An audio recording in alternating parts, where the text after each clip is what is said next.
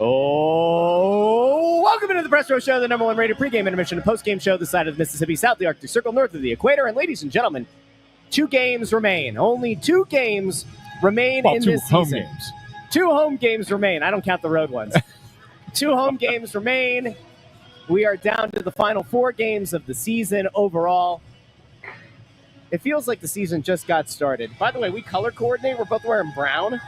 Have you seen Bundy? Is he wearing brown? Very earthy. No. Very earthy. Brown is he's wearing black. Well, Adam Kimmelman, you know what it is, Adam? Introduce our guest. I was getting there. We're very grounded today. We're grounded in the reality that, for better or worse, there are only 4 games left in the season. But who better to bring on the show than a man who not only does a great job, and I mean truly a great job here in Philadelphia, but does a great job beyond, has been our oracle of knowledge for all things draft and prospects, and I assume has been taking in the Frozen Four and such, and that's the most knowledgeable guy on the panel right now. Low bar, but still, he exceeds it by a lot. Adam Kimmelman is here. Adam, how are you? I'm good, and I'm not going to disagree with a single thing you just said. That's exactly right. See? That's good. He's a smart guy. Very smart. Adam, can I just start the festivities today by asking your thoughts on Bump so far in the tournament? He wasn't able to net the winner in overtime the other night. His team does end up moving on, but have you had any takeaways of any kind about how he's played to this point? Well, I think his NCAA tournament, if you look at the back of the hockey card, maybe hasn't been the kind of standout you were hoping for, but our colleague out in St. Louis, Lou Korak, wrote a piece on Bump, and he talked to the Western Michigan coach, Pat Ferschweiler, I believe is how you say his man's name, and he said what's really stood out to him is, yes, the playmaking, yes, the offensive side of the game has always been there, but what's really stood out to them is the play away from the puck, the maturity in his game from a defensive standpoint, from an all-around aspect. You can play him now in all situations at that level, and that's really, if he's noticing it, I'm sure the Flyers are noticing it, and I'm sure they have to be pleased. And, I want to go back to before the season started, so we're talking late August. I talked with Riley Armstrong, the Flyers director of development, and I said, who are your top 5 prospects? I said, here's my list. Who am I missing? And he said, Alex Bump. Really? And I said, really? And he said, and he told me what they liked about Bump. Again, a lot of the same things that, the Western Michigan coaches are seeing now. And I said, is there a chance, if things go the wrong way for his team, that we could see him in Philadelphia at some point this season? And he said, my belief is if Western Michigan doesn't make the Frozen Four, that he's going to give us some very difficult decisions as far as when do we sign him and where do we put him in the lineup.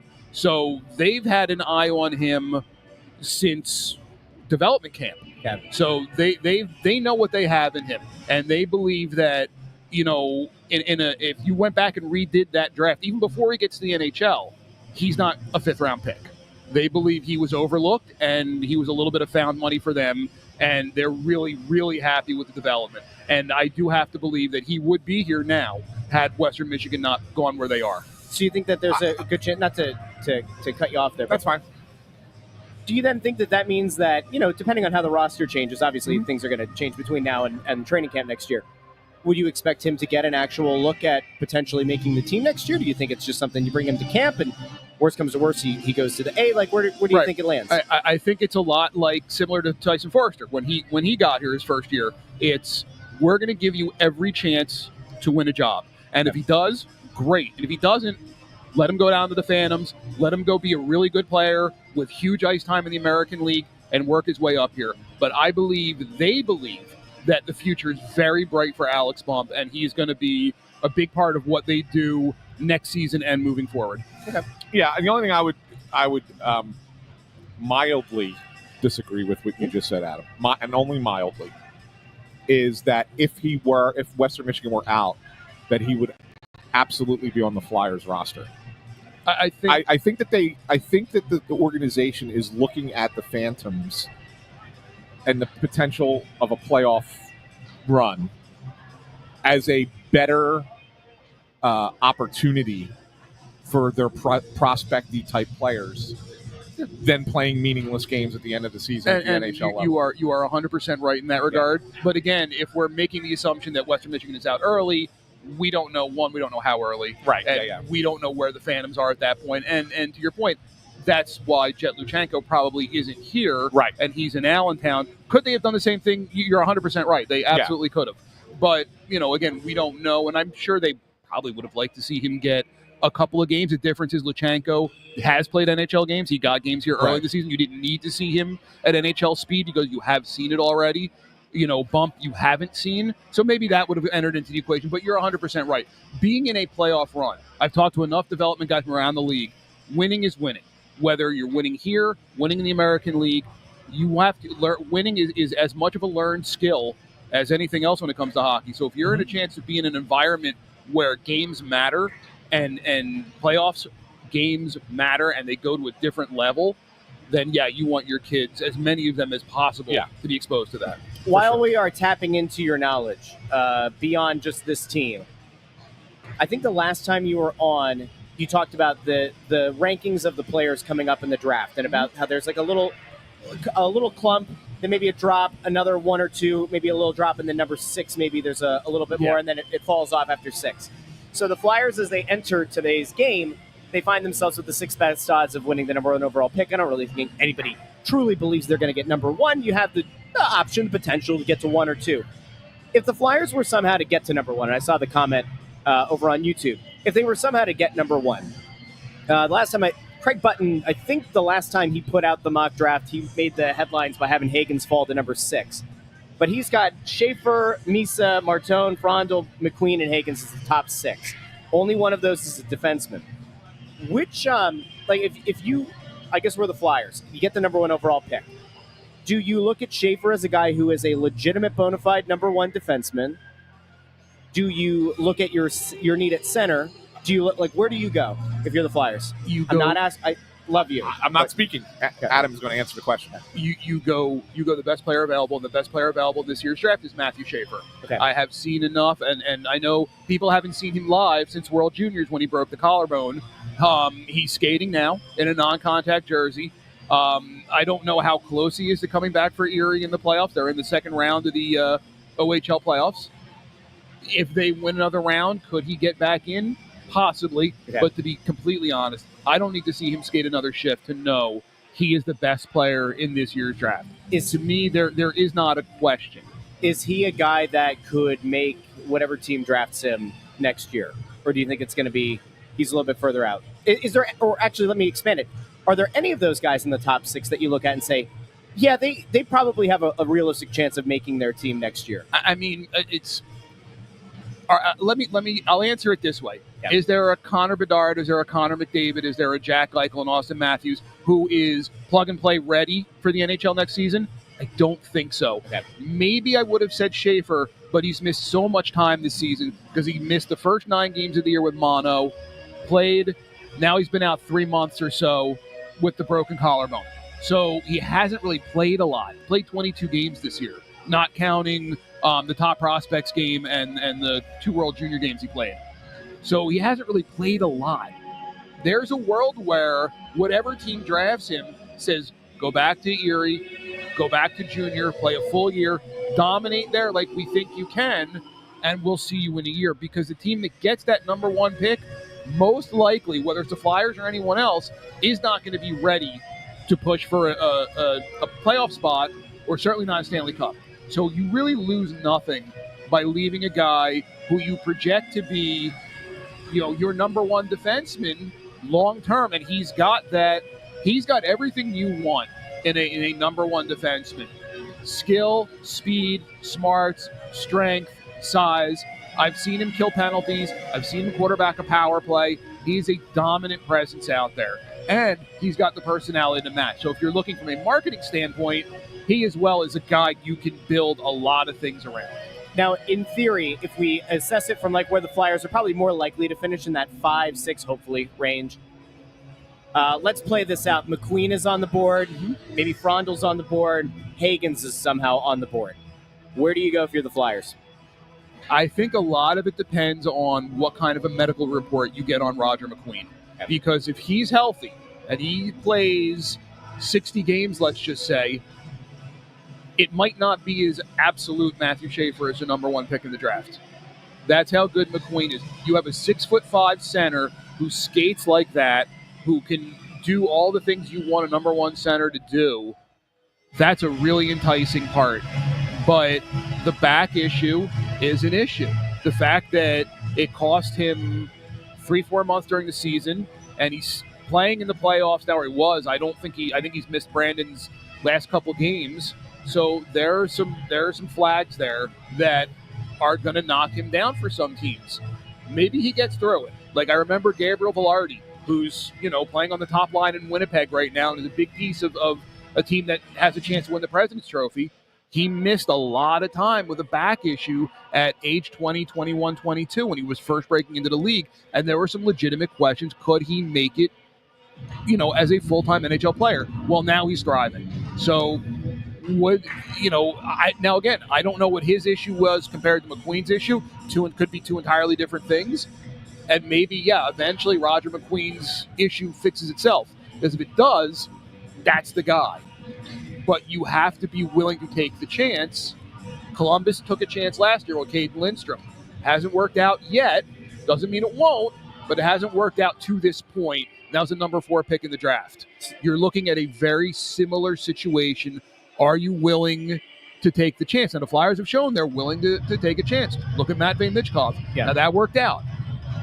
Would Roger McQueen work out in the same way? But if the medical report is such that we believe this is going to go our way, he's the pick. So he's the ultimate boomer bust. Is there Correct. A guy that's in that 7 to 10 range that you think is going to climb boards or might end up being, I don't want to say like the darling of the draft, the hidden gem, but is there somebody in that 7 to 10 group that you look at and go, yeah, you know what? Like, when all said and done, he might have ended up being maybe not the Makar of the draft, but somebody they go, oh, okay. The guy I've really liked watching in the video I've seen is Radim Murka, the defenseman from the Western Hockey League. I think he is in Everett, I believe. He's a guy I've really enjoyed watching. A bigger player. Speed might not be there, but it's weird to say he skates well, but he's not a high-speed guy. But he's big and he's strong, and he gets the puck where it has to be. Offensive-minded. He can play in all 3 zones. He's a guy that he's going to be, to me, he's the second best defenseman in this draft after Schaefer. He's going to be in that most likely 7 to 10 range, but I think he's a guy that if you're looking for a defenseman you can eventually build your group around, and you can't get Schaefer, I think Merck is the next best guy. Okay. You were saying he's a big guy, big defenseman. Anthony, big defenseman or little defenseman, hasn't really seemed to matter. Bradshaw leading the show on the bench. The team has largely played better in the post-Torts era. How are you feeling about today? We're really going to talk about this game? Well, I think that it's still fair that we I have other stuff to talk go ahead. about. Then you go ahead. I was just trying to find a nice transition. I was just letting you run the show for a little while. I was just, because I want to put something out there, and it's funny because what I wanted to put out there, you don't know I wanted to put out there. Adam knows because we had a little discussion before we went live, and it's going to be something that's going to make you like wiggle a little bit. Like, it's when I put these things out there, I know it gets you excited. So you're gonna have a little bit of movement over here. I have a bowel movement. I know, but it's interesting that you said that it's interesting that we're doing this because intern Andrew put a comment up by one of our regulars, Ray Supper, talking about a guy down in Tampa. So the Hobie Baker Award was awarded, and Isaac Howard won the Hobie Baker. Maybe a little bit of a surprise. Over Leonard and Boehm, right? So he's with Tampa. He was their first round pick, 21. I thought it was 22. 22, one of those years. Anyway, he was their first round pick. Has not signed with the Lightning and announced that he's going to go back to college at Michigan State for his senior year. And everybody thought he was coming out, that he was going to, he would be a guy for the NHL. Is this what's going to make me wiggle? Yeah, I'm going to get there.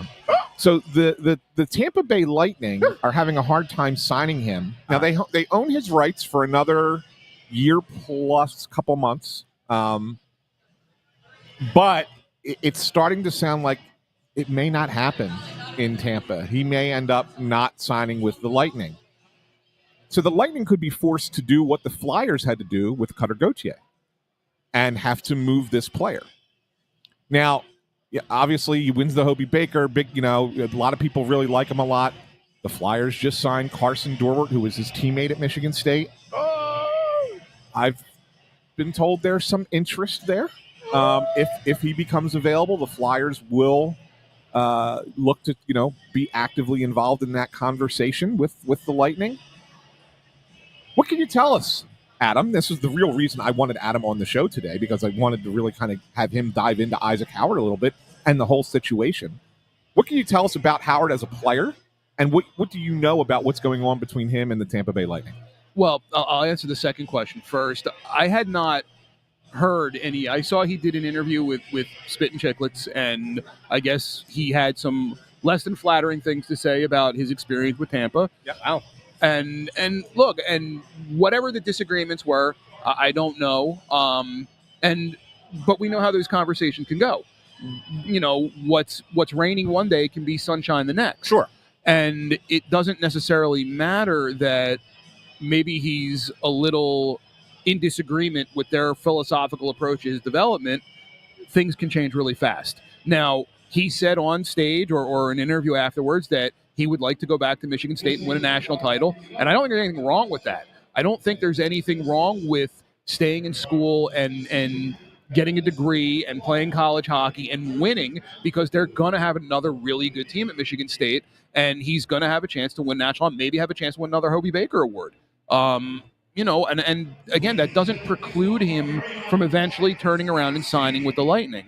But if they are at an impasse, and I'm the Philadelphia Flyers, and I'm looking to add more young talent, why wouldn't you at least see the interest there and see, what could possibly get done? You lose nothing from asking, but I think it's a little bit early in the game to say he's out in Tampa and he's never going to sign. Right. I agree with you on that. If he were in this draft, let's just say that he were coming out amongst these prospects, where do you think he would land in the current landscape? I mean, he was 31 in his draft year. I mean, I would say probably late teens, early 20s. Okay. I mean, he was a really good player coming out of the National Team Development Program. Great skater, really good playmaker. I don't think he was at the level of some of his teammates, but he was I believe he might have actually led that national team in scoring. I'd have to go back and look at the stats, but he was a really good player on a very good team. But, is he, you mentioned Cutter Gauthier before. I don't think he has the game-breaking ability that Cutter Gauthier had. So I don't know. So he's not as much of an impact player, but he could still be a very good player. Correct. He profiles to be a top 9 forward for sure. Okay. But where in your top 9, I couldn't say for sure. So I want to actually go over, this is, I saw this over on Reddit, but this was put out on Twitter, his comment on Chicklets. He said, "I just feel like with me in Tampa, I guess we didn't see eye to eye the same way I thought we would. It wasn't a situation where I was demanding to step right into the NHL. It wasn't anything like that. It just didn't necessarily work out. And coming back to Michigan State is unreal." If nothing else, he's learned, and I think a lot of these young guys, whether anybody wants to admit it or not, and whether or not people around up-and-coming players want to admit it or not, I think there's a lot to be learned from what happened with Gauthier in Philadelphia, and I think that explicitly stating it's not that I expected to get right into the NHL is a very smart thing for the kid to say, and to kind of dispel that kind of notion. Sure. But we don't know if that's what he's saying on a podcast versus what he's saying to the Tampa Bay Lightning are the same thing. Well, players never lie. I mean, we don't know. Players never say anything to the media that they wouldn't say. There's a greater issue to their teammates. There's a greater issue at play here than just this case and the Cutter case. I mean, this all plays back to how NIL money and the transfer portal are really hurting college sports, and in a lot of ways are now impacting professional sports because, and I'll throw it back to Adam on this, because we were talking about this beforehand, like he's probably got a little bit of leverage now because Michigan State's a big school with a lot of money, and then they could throw NIL money at him, and so he doesn't necessarily have to get that ELC, right? Because he doesn't need that entry-level contract because he's making money to play college hockey. And so he can these players can basically now dictate where they go, right? Because agents can basically say, just because a team drafts you, you don't necessarily have to sign with that team, right? But that's been the standard for years and years and years now. Go back to Justin Schultz or Mike Riley or Jimmy Vesey, guys who were drafted, played there 4 years, opted not to sign with the team that drafted them, went UFA, and then made their own course from there. So there's nothing against Isaac Howard or any other player doing that now. You just have to have the patience to sit and do that more difficult, time-consuming path. And instead of being a guy who could jump into an NHL lineup at 19 or 20, maybe you have to wait till you're 22 or 23. Now, yes, the NIL money certainly changes that equation a little bit. A lot of it. But the point is, like, if you're good enough, you're good enough, and you're going to get paid one way or the other. Right. Well, now you have it's just another option for players that if they don't like the situation they're in, they have alternatives. They always had the alternatives, but now the alternatives are a little bit more digestible. Well, they're a little bit more digestible and easier to go through. If you're going to have to sit and do, economics 301 instead of playing, back-to-backs on the island and the Rangers, at least I'm getting a little bit of money for it by, staying in school with the NIL money. Right. So, there's the option's always been there. It's just a little bit easier to handle. It almost makes me wonder if the landscape does change, if this paradigm shift extends to hockey, other than just college basketball, college football, does it put the Flyers in a more advantageous position? The idea there that a player could say, no, I'm not going to go waste my career in a place I don't want to play. And then you have a front office and you have a franchise that is an attractive one, even though they haven't done a ton of winning to this point. You would like to believe that if you put a player in a room with Danny Briere, with Keith Jones, that they're going to be wooed. They're going to be persuaded that it could be a good opportunity when you're trying to kind of build a team. I'm not saying it's going to happen this year, next year, whatever that looks like. It is interesting down the line. I would think that some of the bigger market teams are going to ultimately be the ones that win out if the NIL really does kind of flip things, regardless versus what it was in the past. Regardless, you're still waiting. Unless something changes in the next collective bargaining agreement, the drafting team still maintains that player's rights for 4 years, though. Yeah. So, yes, everything you're saying makes sense. But if you're, the Flyers, who we use them as an example, you still have to wait those 4 years. Or the flip side is player X says, hey, you know what? If you guys draft me, just assume I'm going to stay in school for 4 years and go UFA. Or he says to the Flyers, yeah, you guys can draft me and we'll figure it out as we go. I mean, in a sense, isn't that kind of like, it's not the same, but isn't it sort of like what happened with Mishkov? Like, remember we were hearing around the draft that, and I think it was reported nationally that he might not have wanted to take the meeting with Phoenix at the time. And there were a couple of other teams that felt like there was a little bit of caginess there. It was almost kind of sending a message in a sense that, like, might not want to play there. Oh, by the way, I have this KHL contract for a few years. It's not identical, right? And the terms are different, and your ability to ultimately sign versus being potentially held in a contract by the KHL is different. But it is interesting. It does feel like between now what we're talking about at the collegiate level and now seeing two players from the KHL in the last few days, between Demidov and Nikishin with Carolina. But again, those options have always been there. And when it comes to the college level, the only difference now is there's some money involved to make staying in that decision a little bit more palatable, because you're not worrying where you're going to get money, if you want to go with your friends to Chipotle, right? You've got money in your pocket because NIL is a thing now. Mm-hmm. So that's makes the decision a little bit easier that way. All right, so I want to play a game with you, Adam. Let's say that Tampa has called around to the rest of the teams in the league and said, all right, we know this is not going to go well. Kind of like the same situation the Flyers had with Goalie, and they're like, all right, look, we gotta move on from this kid and get an asset of some kind in return. And you kind of pegged him, saying that, like, okay, he's equivalent to a mid-first round draft pick at this point, right? I mean, if this was the year, with the Flyers having 3 first rounders, 2 of them going to be late in the first round. If you're the Flyers, do you offer a first round pick to Tampa for that, the rights to that player? And if you're Tampa, do you take that? Well, if you truly don't believe the player is going to sign. Yeah, let's assume that So Tampa's willing to move the guy. Your compensation, if you're Tampa, if you don't move him and you lose him, is the number 31 pick in the second round. Right. That's the compensation.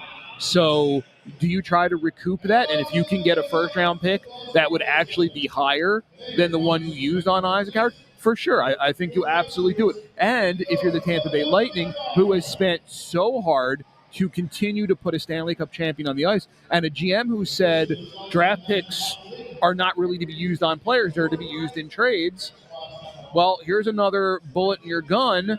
I think they would absolutely do that if you could give them a first-round pick in this hypothetical situation. And if you're the Flyers and you've got all these assets, they have 7 picks in the first 2 rounds. Right. I do not think they are going to use all 7 of those draft picks. So if that is certainly an option if you want to use them to bring in a guy that you think maybe can be an impact player for your team.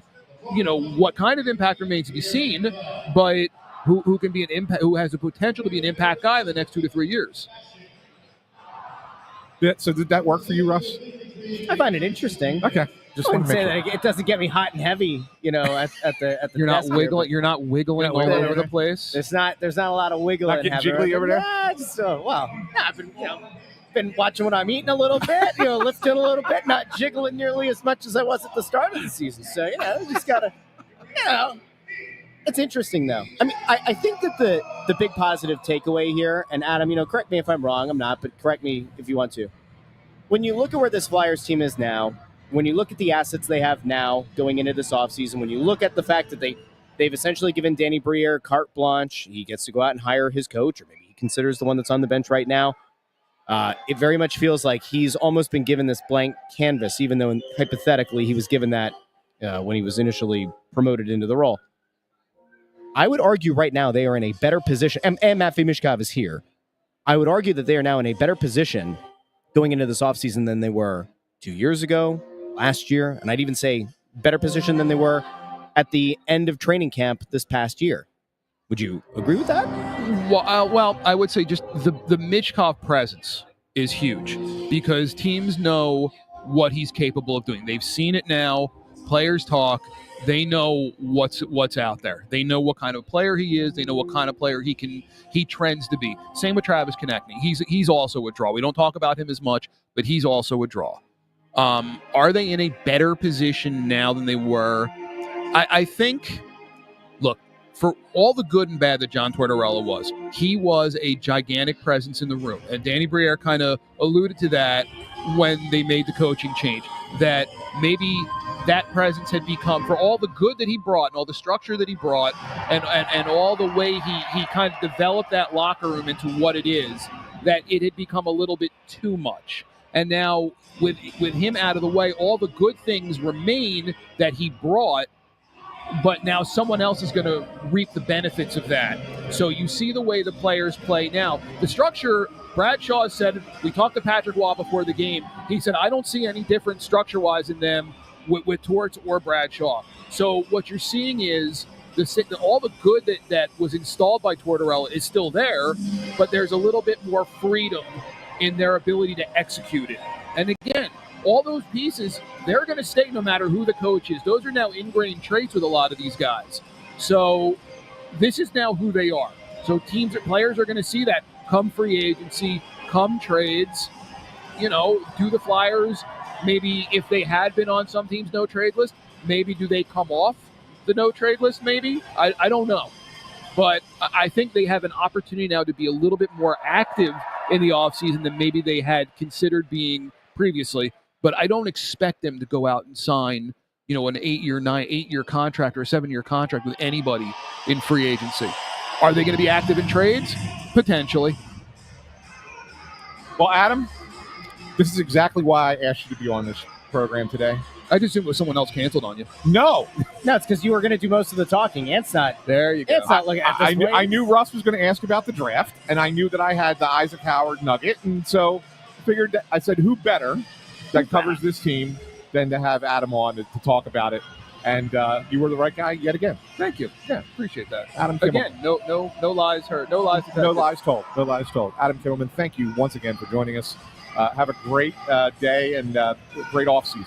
Thank you, guys. Probably won't be back. We only have one more game. Okay. Yeah, and so we probably won't have you on until next season. But All right. thanks for always stopping in and doing a great job for us. My pleasure. It's We fun really stuff. appreciate it. You the Thanks, man. guys. You the man. I'm glad you guys matched today. Yeah, oh, thanks. Thanks, Adam. Thanks, Adam.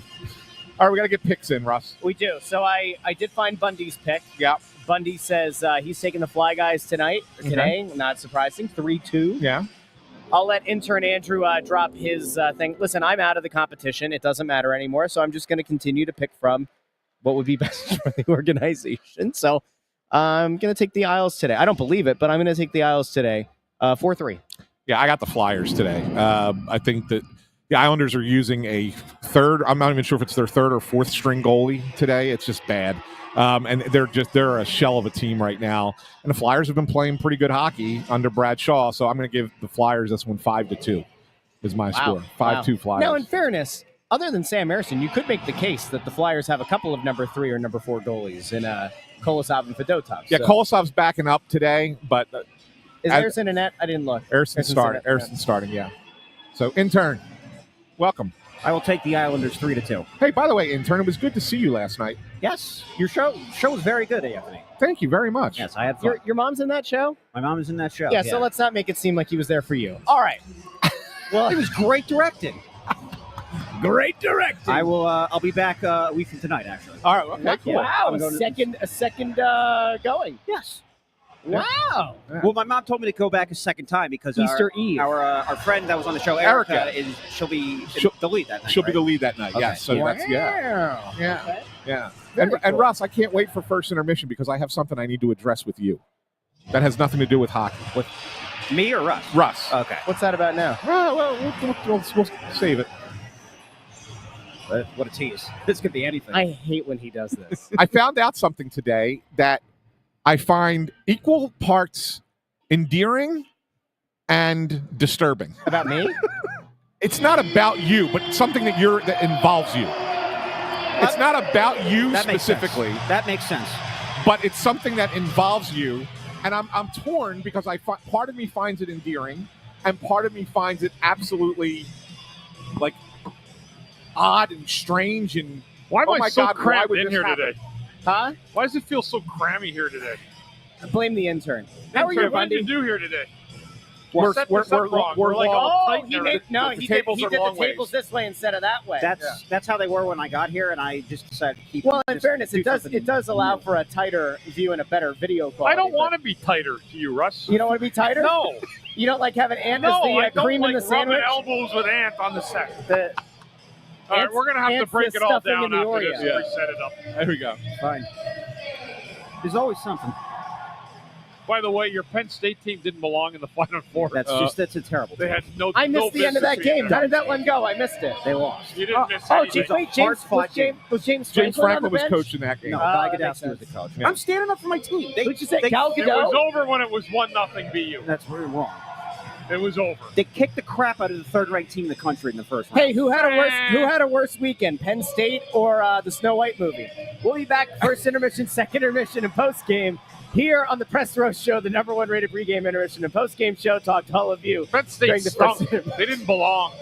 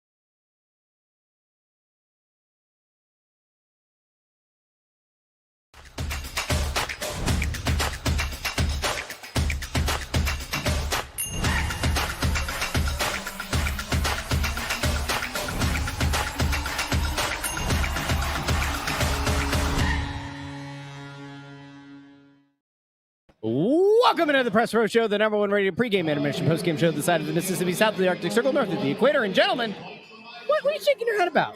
You. Why? Because What do I do now? poor Allison Yeah. has been trying to get your attention during the entire period I wasn't looking at the... to let you know, I know. that you forgot to hit send I did. on the tweet with the predictions so nobody could get their predictions in. Like a member of the media, I can confirm... It's not too that- late because it's 0-0. Well, I did put it on... I showed Ant. Yes. I was like, no, I did. Look, I sent. Oh, and it was sitting there. Everything's filled out. I did it during pregame, and I swore I hit post. I did not. The My good, the good apologies. thing is, for our purposes, we at least have record of it being spoken on this episode Yes. before the game started. And it's also locked in. yeah, so yeah, like we're not going to change anything. right. So, Yeah. guys, I'm going to throw this to Bundy because, Ann, I know how you feel, Go ahead. but I want to throw it to Bundy. Bundy, we have 2 games left as a group this season on the Press Row Show. We have 2 choices. We can either offer a clear and concise, a clear analysis of each period that we watch, and we can make these games seem like they matter, or we can allow for hilarity to rule the day. We could touch on what's going on in the game. We could perhaps reminisce about some of the things that have happened this season. Which way would you rather go on our last 2 episodes of the Press Row Show this season? I would rather have some fun. This Okay. is a 0-0 game. There's not a whole lot going on. It looks like 2 teams that are not in the playoffs that are meeting in a 12:30 game with 4 left in the afternoon, late in the season. And so you could take this, Russ, wherever you want to go today. Okay. And I'm game for it. How about you, Ant? Do you have any reservations about us? No reservations, fun. because I have something that's non-hockey related to bring up on this. Should we start there and decide if I'm going to storm off the set or not? Yeah, let's start there. Okay. So as you boys know, right? My show that I directed opened last night. Yeah. And I believe that my wife has been trying to organize a night for you guys to come see the show. I heard about that. I was hoping that she didn't tell you that because okay. Yeah. So she told me that she's been trying to communicate with you folks to make sure that you got to come and see it. Yeah. And she put some dates out there, and I guess one of the dates that she put out there was Friday, April 25th, and you're not available. April 25th. You're not available. Oh, I do know why. Yeah. Okay. Yeah. And she told me the reason why that you're not available. Yeah. And this is what I find equally endearing and disturbing. Why? Okay. So your daughter is one of the cutest freaking kids I've ever seen. She is. Like, Pia is absolutely adorable. Yes. Okay. She's what, 4 now? She's 4. She's 4 years old. Okay. Don't remind me. Okay. I don't need to cry. Absolutely adorable child. The reason you cannot go on the 25th is you have a daddy-daughter dance. That is correct. Okay. I find it absolutely endearing that you are going to a daddy-daughter dance with your daughter. Thank you. It's very, very cute. Andrew is very upset. Here's right where now. I'm disturbed. Why? And I think this is a generational thing. Uh-huh. Who the hell has daddy-daughter dances for 4-year-olds? I totally agree. That's the first thing I thought when you said that. I'm like, It's the how whole- old? it's How the- old is she? It's She's the whole. 4. It's the whole school. I don't care. It's the whole school. Well, She's 4. It's pre-K through 8.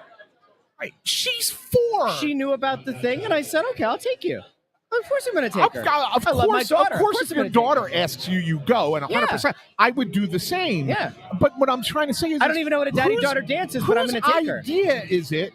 Like, who's running that school and says, let's have a daddy-daughter dance? Because what the idea of a What is the daddy-daughter daddy? dance? Yeah, please explain. Well, 'Cause I don't because know. what you do is, as a father, I think middle school. at Well, that's what I'm the thinking. earliest. Okay, Yeah. so right? continue. But it used to be when I was when I was in school, when they had the daddy-daughter dances. I believe it started at 8th grade. You did it like 8th grade and then like freshman year, right? Yeah. I think it was the Okay. they were the 2 that you did daddy-daughter. And basically what you do is you dress up like you're going to a prom. Okay.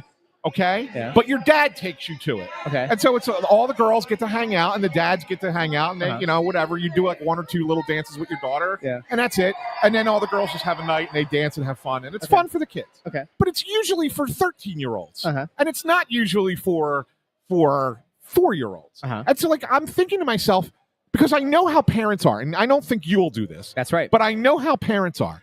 And there are parents that are going to be, and you're going to tell me after this happens on the 25th. Oh, I know exactly where you're going. There are parents who are going to dress up their little 4-year-olds like they're going to a prom. Yes. And that is disturbing to me. I will not do that. I know you won't. That's why I said I was not worried about you. Yeah. I was worried about the notion of it. Apparently, there's like a sneaker element to it. Like, I don't know if Okay, it's so supposed to maybe be they have some kind of a slightly dressed down. I don't know. I actually need to find out. But I don't know. I thought it was kind of cute. She's the first little girl we have. The only little girl we have. Oh, I would absolutely go too. All of our kids now, except for our. Whoa! Who did, oh, is that a touch screen? It's a touch screen. Jesus. Gotta hate those touch screens. Thank you for taking the fall for that. Because I thought for sure that was going to get pinned on me. Okay. Anyway, that damn Steve Jobs. I'm going to sue Apple. It's not an Apple product. This is an Apple problem. It's not an Apple product. That's not a Steve Wii problem. Never did touchscreens. Anyway. Yeah. Hey, we got to be back next year. So anyway, moral of the story is she brought it up, and I said, yeah, of course. I love it. Yeah. I love it. I'm not. I'll actually. How about this? I'll offer a full report. Yes. After that dance, and I'll let you. So here's my concern, right? Because you're saying it's the whole school, and Yeah. it may not even just be the 4-year-olds. There might be an 8-year-old Oh, I'm sure. who's going I to don't dress like it's prom, and and I would have a problem with that too. My daughter is probably going to want to wear her whatever her Easter dress is or whatever her Christmas dress is. Yeah. I'll be a little bit poofy, but not like a ball gown. Like absolutely not. That's what I'm saying. Yeah, I mean, Are you going to give her a corsage? listen, there are a whole lot of really weird. Are you okay? Is Bundy okay? Is he choking? Bundy's dying over there. Did you just get back from the dentist or something? I can't take it today. That was pretty damn funny. So anyway, Oh, man. That's so good. So many comments. No, it happens. It happens. You had to go there, eh, Ed? Yeah. You just couldn't get off the daughter-father dance. Look what we walked right into. Oh, so good. So good. All right.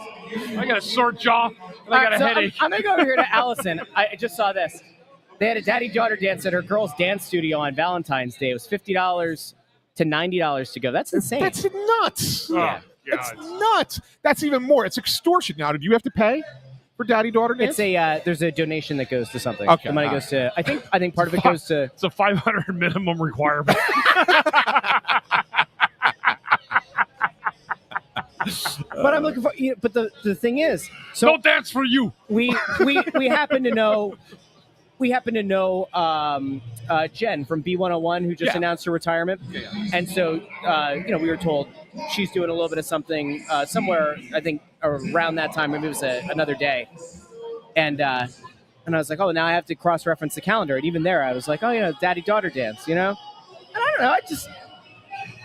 Don't make me feel bad for taking my daughter to a very nice thing. You should not feel bad for taking your daughter. But I actually did have the thought, though. I'm like, I don't want to wear a suit. That seems stupid. That's the thing. I'm not doing usually that. do that. Like dads I'd usually get probably dressed go up. like business casual or something. Right. And, Well, that's what I'm she saying. She could wear a pretty little. That's why the whole thing pretty is dresses weird up. to me because of the age. Okay. That's why it's weird. Can I just say, though, that conceptually, I think that even what you're saying, though, where it's like middle school, high school, like going to prom, I think that's weird.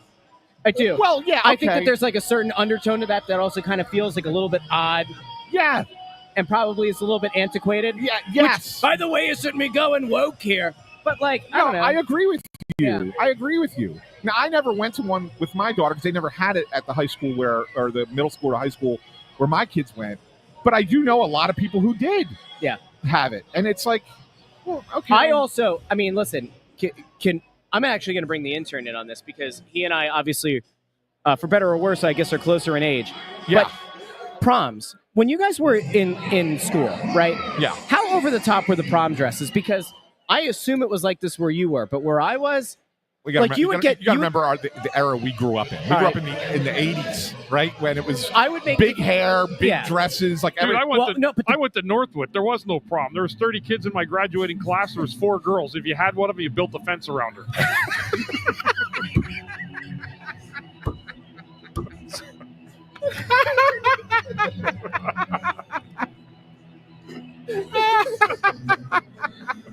you one of the four? Of course I wasn't. No, that's the whole point. Of course I wasn't one of the four. There was no fence building for you. You didn't go to Home Depot. Even claiming I was the best player of the hockey team didn't get me anywhere. Inserted the best line.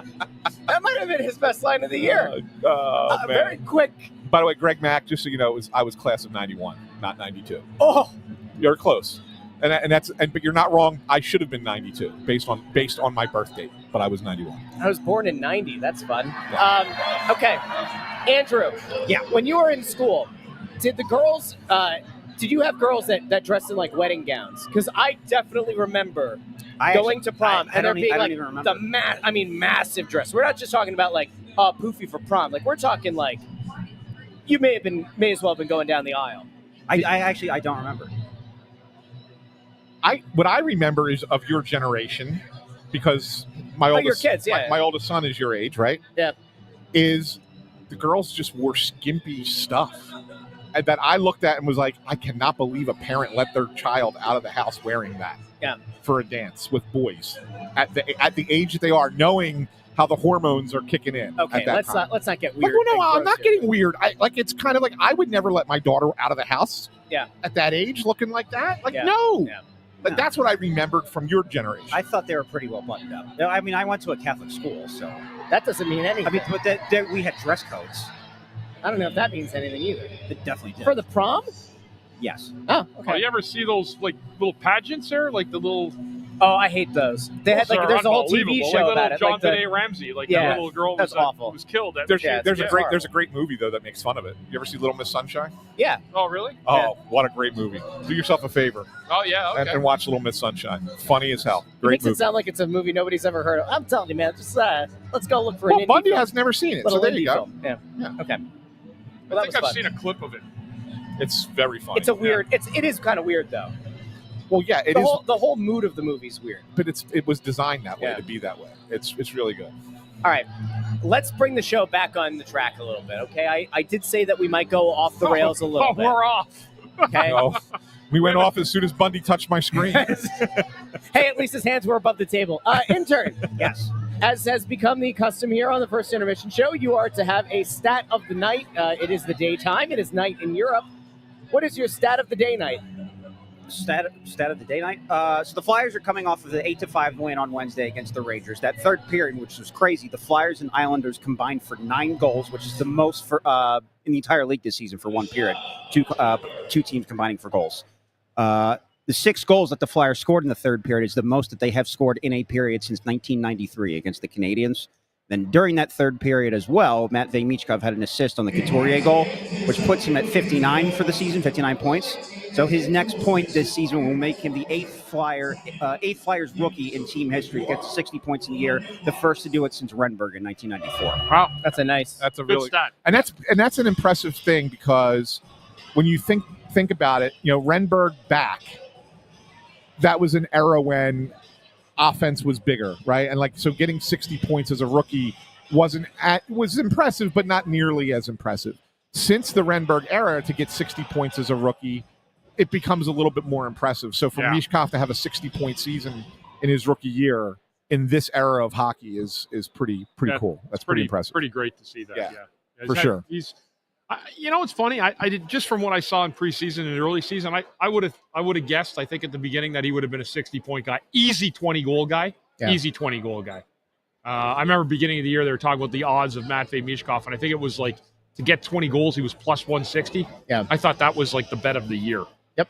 Well, let me throw this What's at you he guys. at, 25, 26? I think he's at 20. I think he's at 26, isn't he? Who? Michkov. Mishkov? No, I don't think he's at 26. I don't think I thought he was around there. No? I don't think he got to 26. Momento, por favor. ¿Cuánto goles tiene Matvei Michkov? 24. 24, yeah. Oh, 24. And 35 assists. I want to play a little. By the way, nice stat of the night. Thank you.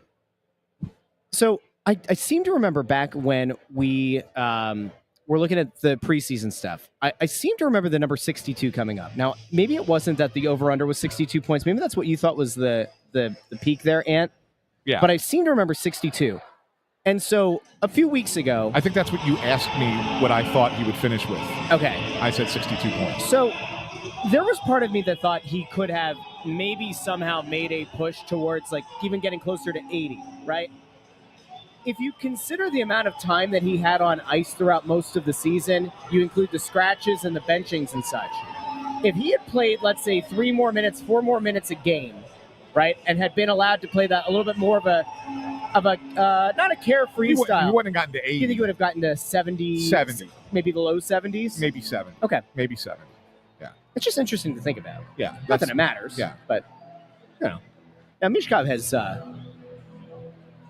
I think when you look back on this season, I think we kind of expected that he was going to be a bright spot. Yeah. Would you guys say that with 3.5 games left now, 3 2/3 games left, would you say he's been the brightest spot of the season for this team? Absolutely. Yeah. I mean, is there another one that's even close?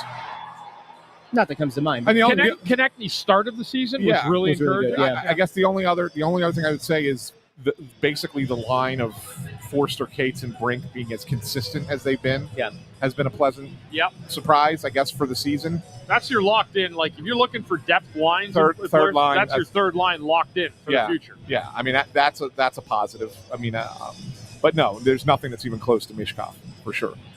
We assume that he's out of the Calder race now, right? It's pretty much No, I don't think he is. I think people will factor in. I know Anthony's got a different take because of the Canadian media. Well, the thing I think Hudson's going to win it?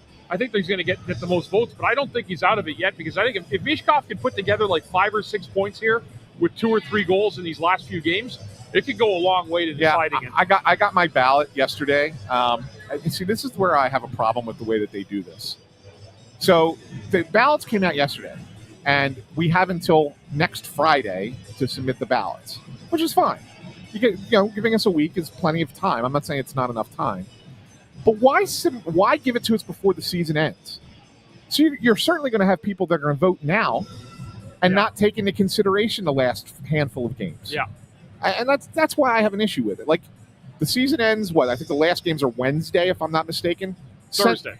Thursday? Yeah. Okay. So send it next Thursday and give us the following week. Just give us a week. That's all. Same amount of time, but wait till the season's over. Just in case there's something that's close. I don't get a vote for that. Yeah, you got to be in the PHWA, and then there's only so many people in the PHWA that actually get a vote. I'm still in the PHWA. And you don't get a vote. That's right. Yeah. It's better that way, in fairness. Yeah. So I represent the Snow the Goalie vote, I guess. I love that. So all right, well, listen, despite the fact that I don't know where the guy's comment is. Here we go. David Town thought that this was the worst intermission segment ever. That's fine. I thought it was great. I think we had a lot of fun. Anyway, we'll be back. Second intermission and postgame here on the Press Row Show. Talk to you soon.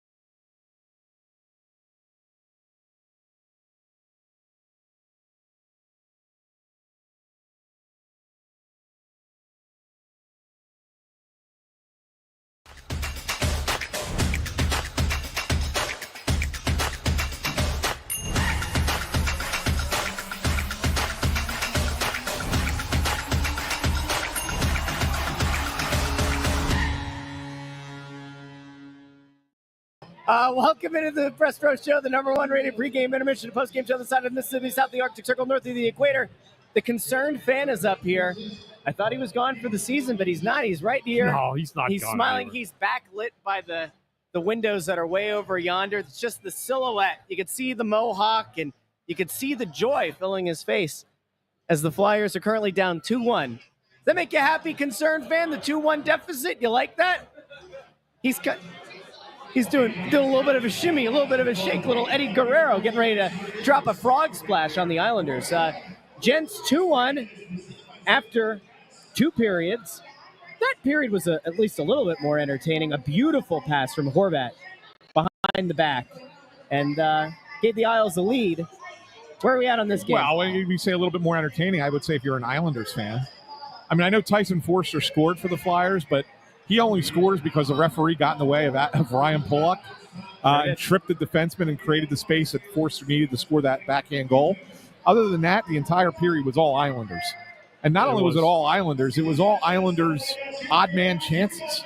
Yeah. And they finally connected. I mean, it was crazy how many times they were coming up the ice 2-on-1, 3-on-1, 3-on-2, and they would not get the shot off or make a bad pass. I'm like, well, you're just looking at 2 bad teams, but they at least were getting a lot of opportunities. And then the Islanders finally scored a couple of goals there, and they take the lead. But it was not a very good period for the Flyers. Flyers really sloppy with the puck. Way too many turnovers. It's allowing the Islanders to go the other way. Islanders have dominated that second period. And the Flyers, again, like I always say to people, what are you playing for? You're playing for your jobs next year. You're playing for the look that you have on the ice right now. So those are important things. But I don't like the way that anything's gone in this game for the Flyers. They're down 2-1. They had a 1-0 lead on a power play goal by Forster. And as Anthony said, the ref got in the way of, who was it, Pulock? Yeah. And he ended up tripping him up. And that's how Forster got loose in front. And you got the backhander past Oberg. I'll tell you what, though, guys, a bunch of things to get really excited about in this game. Matvei Michkov with the 60th point of the season. Just as intern Andrew called for it, it happened. Michkov got a secondary assist on that Forster goal. First Flyers rookie since Michael Renberg to post 60 points. That was our stat of the night. Yes. Guys, another key thing to point out here is that with that goal, that's Tyson Forster's 7th goal. 7th goal in the last 6 games. That's pretty incredible stuff for the young kid. Your thoughts, Boosh? Great. Yeah. Bundy. No, I mean, he's had a nice season. Again, we talked about this very briefly in the first intermission. I mean, that line has been an encouraging notion for the thing for the Flyers. Like unearthing that trio as a trio. They're not a top line, they're not a second line, but can they be a very good and effective third line in the NHL? They absolutely can. Absolutely, yeah. That's like I said. You got your depth lines. I mean, maybe you want to tweak the fourth line a little bit. Because they're not built like they used to be. Your third and fourth lines are essentially the same now in a lot of ways. When you get into the playoffs, there's not a lot of discrepancy between the two. But yeah, that third line has been really, really good. I call it the third line. I think when the Flyers turn the corner and they have a real team in front of them, that will be a solid third line in this league. So, Bundy, I know that last year and then even in the offseason when we reflected on last season, you said a few times Tyson Forster was a guy that it really felt like they were really trying to force feed to try to get to that 20-goal mark last year. He's certainly had struggles at different points this year, but if you do look at these last 6 games, and again, 7 goals in the last 6 games, a lot of that has come since the Torts departure. Do you look at this as just being, I don't want to say fool's gold that it's coming late in the season and these aren't games that really matter, or do you view that as, hey, this is a really positive sign? Maybe for whatever reason it took a change of coach to get this version of Forster. Like, where do you land on it, or is it somewhere in the middle? I think it's been a process. They've really spent a lot of time working with him. I think he's really, really evolved his game. He gets to those gray areas. That's what Tyson Forster does do. He gets into those gray areas, and he's not afraid to shoot the puck. He's actually been a little bit of a sniper on some of the goals he scored this year, especially the other night against the Rangers. But he's a guy that's improved since he's been here. And, the thing is with a guy like that, once you get 20, 25 goals, they're going to expect that yearly.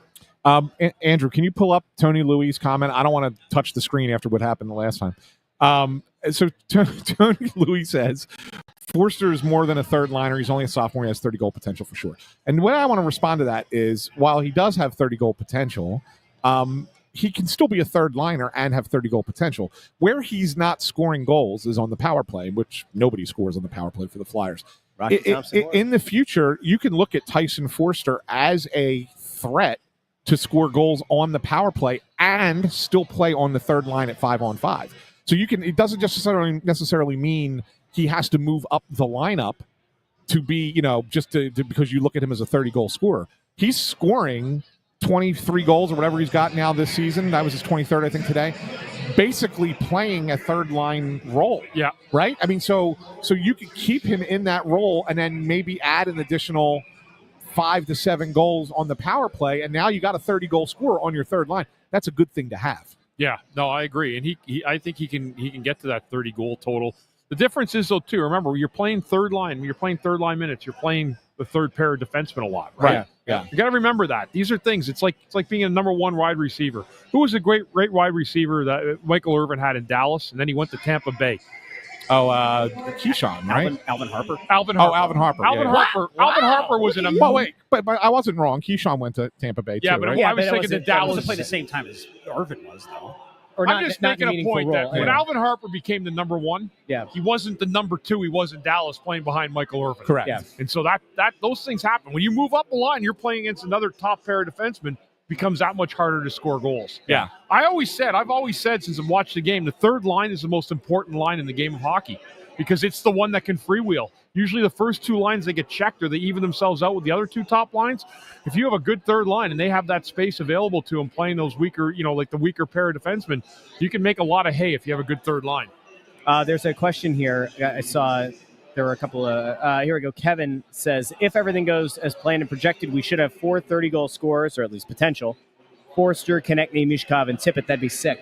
I want to talk about the last guy because the comments going into this intermission period, and in fairness, depends on how online you are across Facebook and Twitter and all the like, but the fans as a whole seem very down on Owen Tippett and seem to and we talked about this earlier this week, but there are frustrating seeming holes in his game, and there are frustrating moments where you go like, there are these long stretches that he just looks off. And it's one thing if you are still finding a way to produce, even if you're not executing. I would make the case that Konechny being unable to score goals stinks, but his ability to still create and still rack up points is important. Tippett's just kind of, there are a lot of games where you get done and you go, did he really play? There are a lot of games where he just doesn't feel like he makes an impact, and he misses the net a lot, and that's another potential issue. Is there anything that you guys have seen in like the last week or two that makes you say, all right, not saying that you give up on him, I'm saying, is there something in the last couple of weeks where you go, all right, he might be turning a corner. We might be starting to see that guy come back. Which guy are you talking about? Tippett. Yeah, I thought he actually played well against the Rangers the other night, to be honest with you. I thought he had a good game against New York. But, I mean, that's a game where you score 8 goals. Like it was one of those runaways, so anybody could look good on the winning side of that. Yeah, no, I haven't seen that big corner turn, and it very well could be one of those deals. Bring him on. Bring him on. Bring him on. Bring him on. Come over. Yeah. Come sit with Russ. No, go with Bundy. Or come sit with Bundy. Yeah. Come on over here. Come over here. Bundy. There you go. Come over here. Buddy? No, we'd love this. Take a picture. There you go.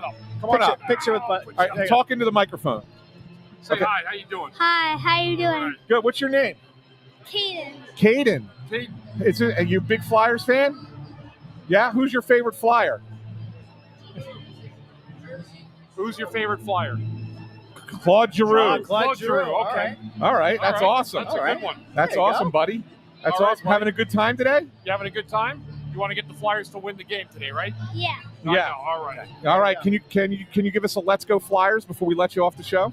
Let's go Flyers! Yeah. There you go, Caden. Good job. Go on, Good Cal. job. There you go. Good stuff. Look at him, buddy. You got it. All right. So, Absolutely. listen, I love bringing Nice, kids on the as we show. always say, Yeah. show the people.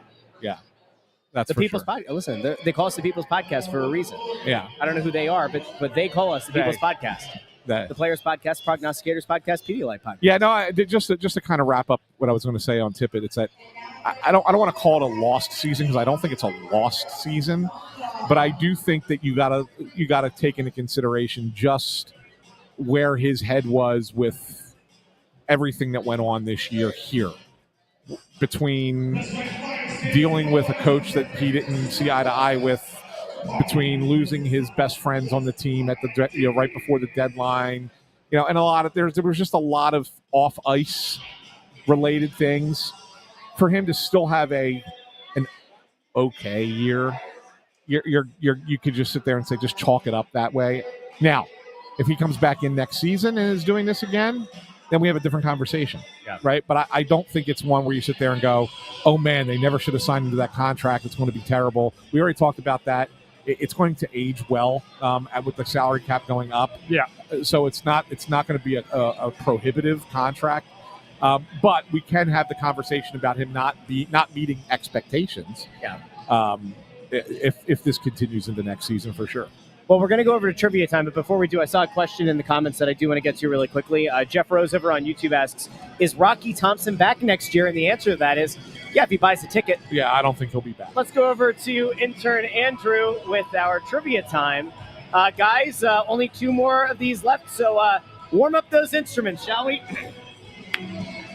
Ready? A 1, a 2, a skiddly diddly doo.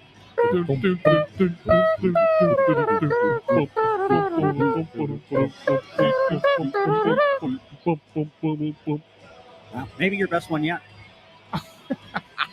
So it's patronizing us? Is that what absolutely not. Patronizing. I would never do that. Go ahead. So it's been a while since the 4 of us were together. So during the brief intermission that we had past week or so, I don't know if you guys heard this or not, but Alex Ovechkin broke Wayne Gretzky's career goals record. Yeah, He did? it is. Oh, he did. So yeah, you heard about that? Huh. Yeah. Heard a rumor. So because the playoffs are right around the corner, I was curious to see if he was anywhere near Gretzky and breaking Gretzky's playoff goals record, and he's not. Gretzky's got 50 more than Ovechkin does. Gretzky, I don't think, has to worry about that record being broken. He's at 122. Ovi's at 72. Okay. But looking at the lists, I'm curious to see if you guys can figure this out. So other than Gretzky, can you name the 3 other players in league history that are career triple-digit goal scorers in the playoffs? Ooh. Lemieux's not one of them. No. Can you give us the time periods for any of them? All 3 of them played through the 80s, 90s, late 90s, and 2 of them got into the early 2000s. Yari Curry. Yes. Okay. Yeah, he's one. Yeah. I was going to say Messier. These 2? Yeah. So we got 3. Gretzky. How many more? 2 more? One more. One more. I want to say Dale Howard-Chuck, but No. It's a good strategy picking Gretzky's teammates. Yeah. How about Brett Hull? It is Brett Hull. I was going to say Glenn Anderson was the other one. Glenn Anderson is 5th, Yeah. but he's only at 93. Yeah. Hey, get him back in there. Get 7 more. Yeah. Yeah. Okay. I thought maybe that'd be a little bit harder. But Look, that's okay. Ovi will get close if they have a good run this year. He could probably score. Not to get 50. No. But to get to 100, I He mean, needs to get close He to needs 100. 18 to get to no, 100. he needs 28. He's He's at 72. He'll get you 28. That's why I said he could get 28. close. He'll probably never get to 100. No, don't but I think think so. he could get 10. Like, he can get 10 more. Yeah, at least, yeah. Are we all in agreement that he's going to play again next year too? Even Yes, if the I Caps think win the Cup? Yes. Okay. Yeah. Let's expand on that real quick. So he's gonna. Where's he at now? He scored since the record setter or no? I don't think he has. I think he's still at 895. Okay. I would assume that he still likely could get to 900 before the end of the regular season, No, or he'll come no. close. You don't think so? Because they're gonna they've clinched number 1 seed. Okay. They're just gonna shut it down. So early and get next ready year, for the playoffs. early next year at the latest, he'll get to 900. Yes.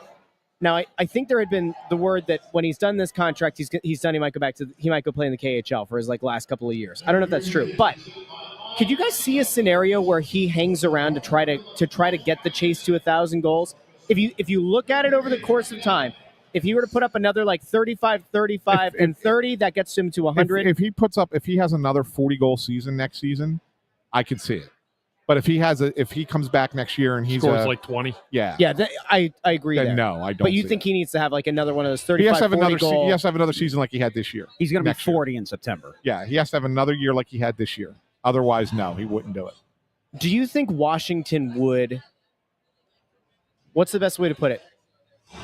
If he needs to play another 3 years, They will, and he wants to do it, they'll let him do it. but he doesn't want to get paid peanuts. No, they'll Do you cover think it. They'll that's take just care. like the cost of doing business? They will do. Okay. Oh my God, they've never had the kind of interest in that team as they've had this year, and now I include the year they won the Stanley Cup. Yeah. This is the most interest the Washington Capitals have ever had in their history this season, and anything that Ovi would want, if he wants to go for that 1,000, they will pay him to do it.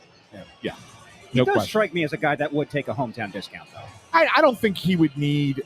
I don't think you would he would You're not need to going to pay him like overpay him. $13 million. You're still a going to make year, your but- money on him Yeah. because you're going to still use your jersey sales and everything. You're still going to have that marquee name. And as he approaches 1,000 goals, if that's what happens, those sales and revenue are only going to go up for the team anyway. That's the big thing for me. Is like I feel like if he were in the midst of a 20-goal season right now, and that's how he got to 895, you get it, and you call it. But it feels like his productivity has still remained so strong that like I'd have to imagine that the competitor in him can like kind of see a somewhat realistic path of getting to 1,000, and like imagine that. Like for the longest time, no one thought that anyone was gonna beat Gretzky. Yeah. But now you have that next thing off in the horizon. I don't know. I want to throw one last thing. We only have a minute here, but I'll throw it to you, Bundy.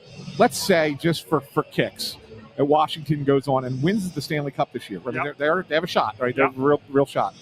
If they do, and in the end, you're looking at Ovechkin 2 championships, over 900 goals, and you compare his career to Crosby's career, because they came in, basically at the same time. They came in together, yeah.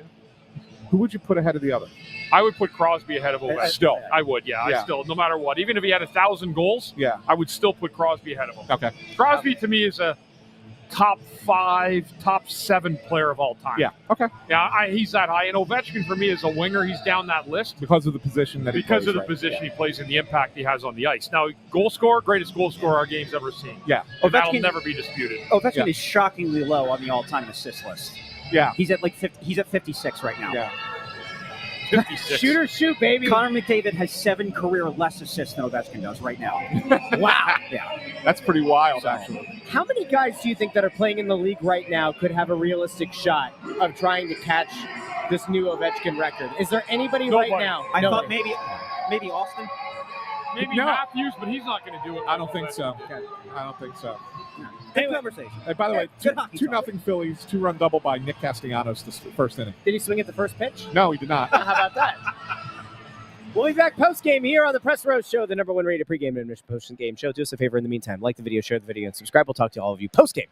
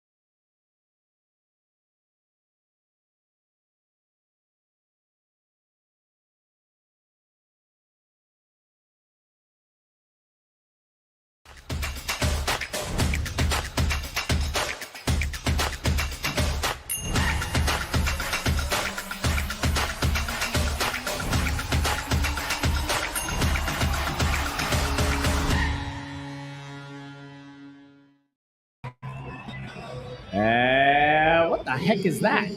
What happened? Intern! You're way on top. You're on top of things here, Russell. This isn't me. What did intern do this time? I don't know. There we go. There we go. Welcome into the Press Row Show, the #1 rated pregame, intermission, and postgame show this side of the Mississippi, south of the Arctic Circle, north of the equator. And I thought for a second there we got yanked off the air for things that we put up on the screen earlier. how many times are you going to bring it up? I didn't even have anything to do with it. I still feel the remorse and the shame. Remorse and shame has been brought to this program today. But it's not as bad as the shame. What the hell is this team doing? Winning games.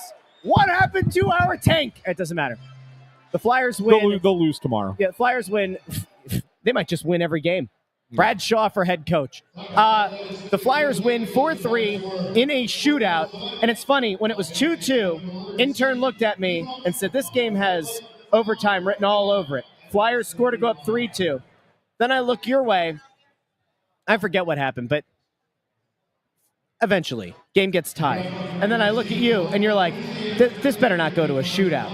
It goes to a shootout. And not only does it go to a shootout, was it 5 rounds of shootout glory? Ending with Bobby Brink going top shelf. It is a win. It is a win in a meaningless game, but we're going to try to find some positives to take out of it because I assume that many of the people in the comments are going to be frustrated by the additional 2 points and what that means for the draft pick. But we can't live that way. We can't. You'll lose your mind. This team is going to... Remember we said a while ago, Flyers are going to lose more games than they win? It's going to be close. It's going to be close. No, they already have. There's still three games to go. What was the game Torts got fired? That was after Toronto, right? Toronto. Yeah. All right, hold on. So let's see. Over that time... Oh, you're talking about since Toronto? Yeah, since Torts, because that's where we said, don't worry, they're still going to lose more than they win. They have now won... Oh, sorry. No, but that's not when I said that. I said that after they had won 2 in a row. I said they're still going to lose more than they win. After they won 2 in a row? All right, so let's see. No, they've gone 3-1 since they won back-to-back games after Shaw started. So yeah, they won three in a row. Montreal, Buffalo, Nashville. It was after the Nashville game. Oh, it was after that. Well, yeah. then they've won 2 games and lost 1. Yeah. So they've won more than they've lost. Yeah, and they got. I wouldn't be surprised. I wouldn't be surprised if they lose out at this point. Wow, I would. They didn't play that. They didn't play all that. Buzzing. They didn't play all that well today. They really didn't. They found a way to win. They really didn't play good all third that. period. They had a good third period. I thought Ersson, other than the third goal, I thought Ersson was really good today. Obviously, in the shootout, he was great. I mean, didn't allow one to get through and needed to in order for them to win. But yeah, I think that you're going to look at, Ottawa's a much better team. Columbus is still clinging to a shot at a playoff spot, so that game could have meaning for the Blue Jackets on Tuesday. And then Buffalo's what's a wild card game to end the season up there, and they're a very good offensive team. They don't play any defense, but they score a lot of goals. So I look at that, I say they could end up losing the next 3 games without a problem. Beach Hill Aquatics checking in here. Loser, pathetic, embarrassing mentality. Wanting your pro sports team to lose is disgusting. I hope you've enjoyed the hockey mediocrity you've had for decades. I hope that's been fun for you. Yeah. Yeah. Yeah. But these are your people, Russ. No. That's not my people. That's like the guy who was up here the one game post game yelling and but who he's referring to is your people. That's all. Oh, okay. Yeah. The people who understand that. The people who actually get it. Yeah. If you fall to number 9 or number 10 and you fall out of that Kimmelman spot, like we were talking about pregame, it's going to be bad. It's going to be bad, very bad. Anyway, gentlemen, the Flyers have, 3 games now remaining on the season. They are going to be in Ottawa tomorrow, home against Columbus, and then at Buffalo to close out the season. And in fairness, they are going to win that final game because Buffalo are masters of tanking. They haven't been lately. They've been winning games. What's that? Buffalo's actually won games late in the season. If anybody has a really ticked off about their team like performing well at the end of the year, it would be Buffalo. Yeah. Buffalo has played really well towards the end. You all right there, Russell? What are you doing? There we go. Okay.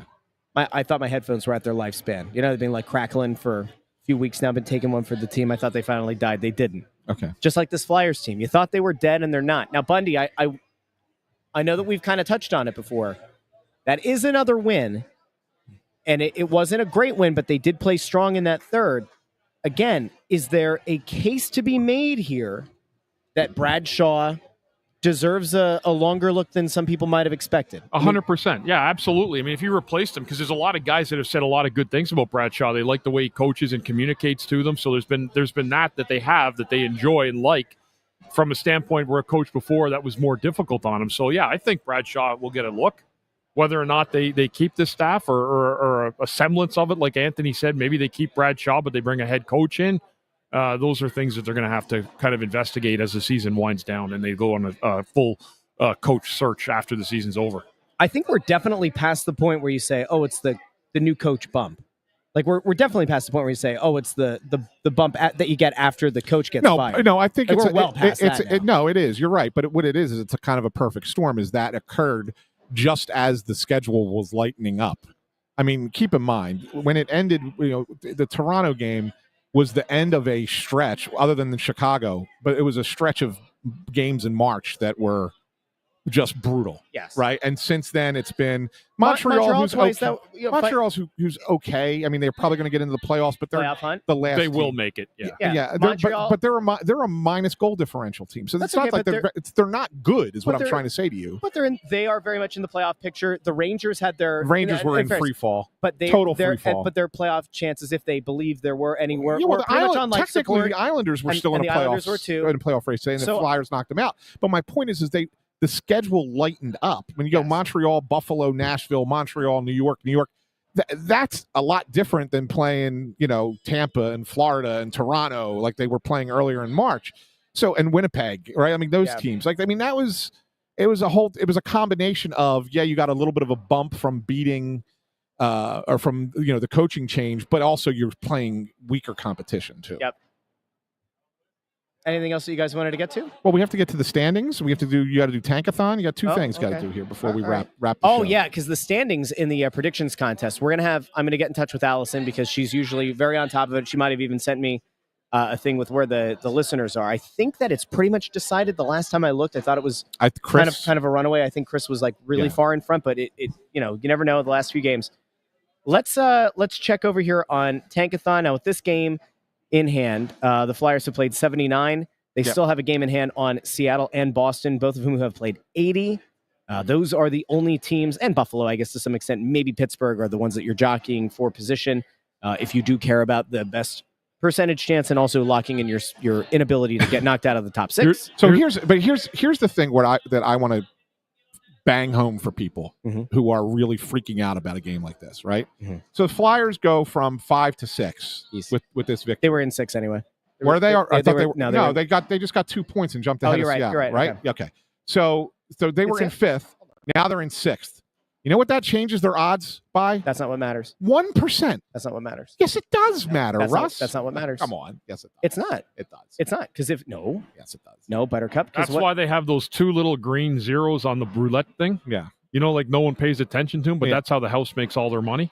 But the thing is, though, that it's not the difference in the percentage to jump to number 1. It's about protecting yourself in the worst case scenario that you get jumped by 2 teams in the lottery. And if it's a 6-player draft like we talked about with Kimmelman pregame, if it's viewed as a 6-player draft and you finish at number 5, you could theoretically get knocked down to 7. If you're at 6, you can get knocked down to 8.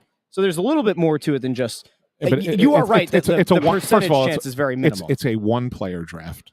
Let's be honest. Well, I'd rather. It's a 1-player draft. I'd rather be in position to choose from a few of the better players and get stuck with, It's a 1-player draft. Down. 2 through 6 is the next tier, and 7 through whatever is after that. So I'd like to not be in that 7 to whatever tier. And Brian Smith on Pregame Flyers Radio, he made a great point today. He says, Bundy, if we told you beginning of the year you didn't know anything that was going on this year, you didn't watch one game, but you came to the standings at the end of the year, did you ever imagine that the Flyers would have a better record than the Boston Bruins and the Nashville Predators? Yeah, it is crazy. When you think about it, going back to the beginning of the year, never saw one game, and thinking of who Boston was and who they've been. Yeah. And now look at them. I mean, it's unbelievable what's happening. All right, we're gonna give it a spin real quick. Here we go. Give it a spin. Flyers stay at 6. That would be okay. You'd be okay. You'd be happy with the player you get, presumably. But by the way, I think we found the burner account for Evan Atkins. Did we? Is there one? Yeah, Jason Franklin. Why? because he's been killing me with company line. Well, maybe they're stuff. just Yeah. maybe there are multiple people who get it. Yeah. You know, you just never know. Yeah, because I'm a shill. Right. All right. What's our standings, Russ? All right, so In the picks. I did compile, and I'm going to tell you that one person on this panel is going to be really upset. And it's not me. I am not going to win. I will not go back to back. I will probably finish in the basement. Yeah. As of right now, with 3 games remaining, intern Andrew still leads the way with 53 points. Mm-hmm. I am at the bottom with 45. Mm-hmm. Bundy is in third with 49 points. This could have been a massive day. This was a 4-point swing. Bundy had a perfect score sitting there with about a minute left in regulation. Yep. So he's at 49. Anthony has 51, which means that he's within striking distance of Andrew. But here's the problem. I missed that Toronto game. Anthony missed the Toronto game. Now, in fairness, I did go back. Remember, in the beginning of the year, there was one that I thought a bunch of us could have been disqualified for not having our picks in time. Yep. I forget which game it was. It was not this one against Seattle in like game 5. And I went back and I gave you, and I think it was Bundy, and I think Andrew might have all gotten it right. Yeah. So I added those points, doing the right thing. So there was a game that I missed early on, and now you missed one, and it was that Toronto game. Which, and in fairness, I don't know which way you would have gone. I would have. I mean, there's no. You doubt probably I would have picked the Toronto. Leafs. I would have. I would have had the right score because I wouldn't have picked 7-2. That would have had you within 1 point. So if you end up losing by a point, it's my own that fault. one kind of comes back to haunt you a little bit. But intern is in a good position here. I think I'm 12-4 in the last 16 games that I've picked. Let's see, Anthony. 1, 2, 3, 4, 5, 6, 7, 8, 9, 10. 10 and 4 in your last 14. I said 12-4 in the last 16. I think. Oh, there you go. Yeah, 12 and 4. Yeah. There you go. I would have been 13-3 had I gotten that Toronto game. Yeah. I'm not that far behind. It's always my time of year, right? March is. I mean, once you get past the trade deadline, you kind of have an idea of what teams are really. Look at this. I get a little bit better. Huh. So. I will say though that for the most part, we've all done pretty well here since the Carolina game. Yeah, that's a lot of yellow on this. I'm not showing them, but there's a lot of correct scores or a lot of correct outcomes. Not a lot of perfect scores this year. Anyway, guys, that's it. 3 games left. Our season finale, I guess, as it were, is on for the Tuesday. Press Row Show's season finale is Tuesday. Yes. Now we will have regular Snow the Goalies happening after the season ends. Yeah. The show doesn't just die. We do come back. We live on. But we'll be back on Tuesday night. I would assume that we'll probably do some kind of a post-mortem on the season at some point next week as well on a regular Snow. Well, the season ends Thursday, so it'll probably be the following week when we do the post-mortem. Because we might sneak a regular episode in that week. I don't know. We'll see. It'll be tough to do on Friday. We got the Russ Joy show on Friday. We have the Fighting Words on Friday. So it's tough to do it on a Friday. Hey, there are thousands of you that subscribe to Snow the Goalie. Why aren't you subscribed to Fighting Words and the Russ Joy Show yet? What are you doing? Huh? What are you doing? Plus, we floated the idea to Bundy of starting his own podcast, which we might be doing. So, it's got to come. What are we doing? Subscribe, fools. What are you doing? We love you. We love each and every one of you. Why? Rory had a big day, huh? Early. Rory's on fire over there. He's birdied every hole. Yeah, I mean, because I just looked. I saw Justin. I knew Justin Rose was leading going in, and now he's 3 shots back. Rory was at 6 under par going in today. He's now 11. He's at 11 under after 5.